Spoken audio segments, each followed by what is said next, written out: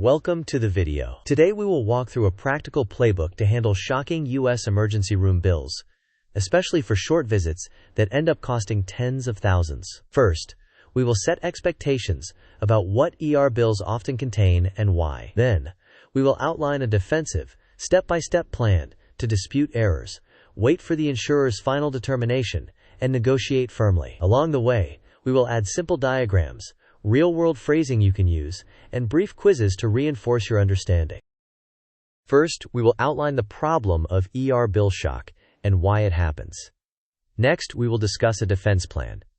After that, we will dig into the itemized bill and coding corrections. Then, we will explain the explanation of benefits and how to pause collections. Following that, we will cover specific guidance for non-US residents. We will then discuss administrative leverage. Finally, we will summarize key takeaways and next steps.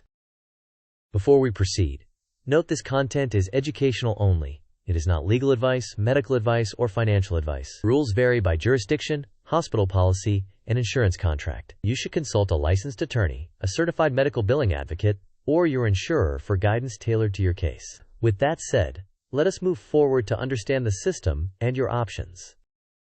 Now that we have the disclaimer out of the way, let us look at why these bills get so high. Hospitals frequently rely on inflated chargemaster prices that are much higher than negotiated rates. Short observation visits can be incorrectly coded as inpatient admissions, which dramatically increases charges. When insurers are foreign or out of network, claim processing can be slow, which creates pressure to pay prematurely. You may receive aggressive phone calls before the claim is adjudicated. The solution is to avoid panic, document everything, dispute inaccuracies, and wait for the insurer's explanation of benefits to finalize your responsibility.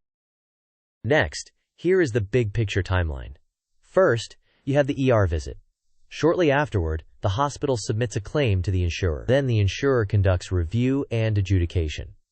After adjudication, the insurer issues an explanation of benefits stating what they paid and what you owe. If the codes were wrong or inflated, you dispute and negotiate. Finally, once the EOB confirms the correct patient responsibility, you make the final payment. Note that international claims can span many months, sometimes a year or more. With the timeline in mind, let us move into the step-by-step plan. First, remain calm and do not pay upfront. Second, request an itemized bill and, if needed, the relevant medical records. Third, audit the codes. If you were treated in the ER or held for observation, challenge any inpatient or private room coding. Fourth, instruct the hospital to mark the account as insurance pending and to pause collections until the claim is resolved. Fifth, contact your insurer weekly for status updates and document every call, including names and dates. Sixth, wait for the official explanation of benefits before making any payment. Seventh, negotiate using clear evidence of coding errors, policy limits, and, where applicable, financial hardship programs. Before we dive into specific coding fixes, here is a condensed flow of actions. The process begins when the bill arrives. If you do not have an itemized bill, you request it. You review the codes and determine if upcoding occurred. If upcoding is found, you dispute with both the hospital billing office and the insurer. While the claim processes, you wait for the EOB. If collections start calling, you instruct them to pause because the claim is pending. Only after the EOB confirms the correct responsibility do you pay the final amount. Moving from the flowchart to actual billing content, request a true itemized bill with codes, not just a summary balance. Examine the codes for upcoding, such as ER observation being labeled as inpatient admission or a private room. Identify duplicate charges, excessive facility fees, and out-of-network rates that should not apply. Use precise language when disputing. State clearly that your care was ER observation and not an inpatient admission, and request a coding correction. If the billing office is unresponsive, escalate to patient relations, the compliance department, or a billing supervisor. Next, let us look at frequent red flags. First, observation coded as inpatient. This is common and expensive. The fix is to state clearly that your stay was observation and request recoding. Second, private room or room and board charges when you were in an ER bay. Ask for removal because no inpatient room was used. Third, duplicate labs or imaging. Ask them to remove duplicates. Fourth, Out-of-network facility fees. Reference your plan terms if ER visits are covered at in-network or negotiated rates, and request the correct rates be applied. Now, to clarify terminology, observation is generally short-term monitoring under outpatient or emergency rules with lower facility costs, often measured in hours. Inpatient means a formal admission to a hospital room under inpatient rules with higher room and board charges and typically an overnight component. Many disputes revolve around observation stays that were miscategorized as inpatient. If your care never progressed beyond the ER bay, you should emphasize that fact when challenging the billing category. Next, let us talk timing and collections. You should not pay until the insurer issues the explanation of benefits that confirms your final responsibility. Inform the hospital and any collectors that the claim is pending, and request that they pause calls and stop sending demand letters. International claims can take many months, so patience is part of the strategy.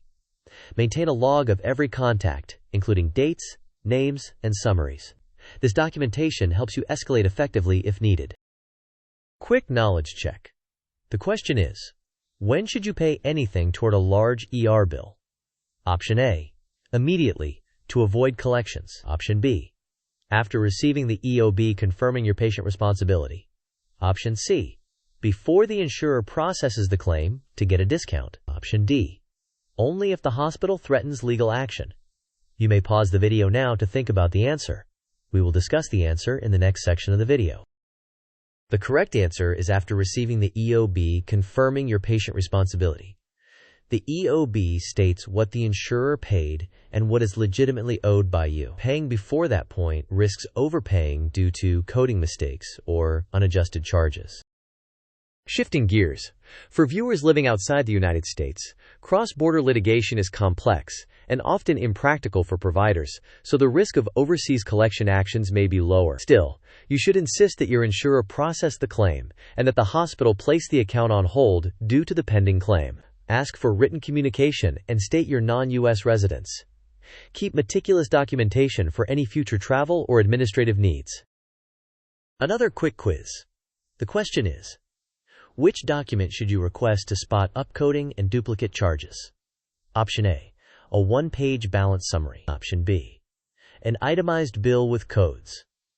Option C, a marketing brochure from the hospital. Option D, your parking receipt. You may pause the video now to think about the answer. We will discuss the answer in the next section of the video. The correct answer is an itemized bill with CPT, HCPCS, or DRG codes. A summary balance does not reveal the specific services or codes, so it is insufficient for detecting upcoding or duplicates. Returning to negotiation tactics, if you encounter a patient privacy breach such as receiving another patient's records, it is a serious matter.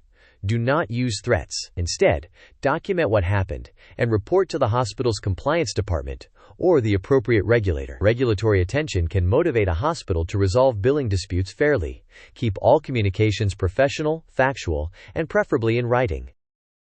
As we approach the end, remember these points. First, do not pay upfront for ER bills. Wait for the EOB. Second, demand an itemized bill and challenge incorrect coding. Third, request the account be marked insurance pending and ask for collections to pause.